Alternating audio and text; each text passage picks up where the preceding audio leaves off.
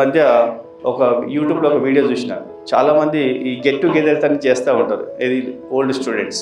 ఆ టైంలో ఒక డిస్టిక్లో, మన తెలుగు రాష్ట్రంలో ఒక జిల్లాలో ఓల్డ్ స్టూడెంట్స్ అంతా కూడా చిన్నపిల్లలకు మళ్ళీ స్కూల్ డేస్ వేసుకొని చదువు చెప్పిన గురువుని పిలిపించి వాళ్ళ గురువుతోటి ఆ చిన్న లాఠీతో దెబ్బతిని, అంటే ఏ విధంగా అయితే గురువు చిన్నప్పుడు కొట్టేవాడు ఆ విధంగా మళ్ళీ అది సేమ్ రీబ్యాక్ చేసుకోవడం జరిగింది. అంటే ఒకప్పుడు గురువులు కొడితే కూడా చాలా ఆనందంగా స్వీకరించి డిసిప్లిన్ నా కోసం కొడుతున్న గురువు అని చెప్పేవాళ్ళు.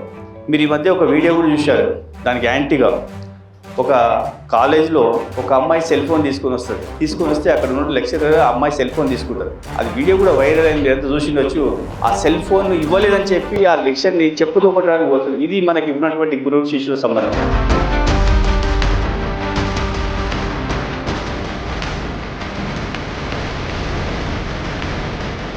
మీరు దయచేసి మీకు అందరూ చెప్తున్నారు, ఏ గురువు అయినా కూడా మిమ్మల్ని సొసైటీలో మంచిగా తీర్చిదిద్దాలని వాళ్ళకు ఉండదు, కానీ ఎవరు కూడా చేయకపోవాలని ఎవరు ఉండదు. కాబట్టి తల్లి తండ్రి తర్వాత మీరు థర్డ్ ప్రిఫరెన్స్ గురువు, కాబట్టి ఆ గురువు చెప్పింది మీరు కంపల్సరీ వినండి.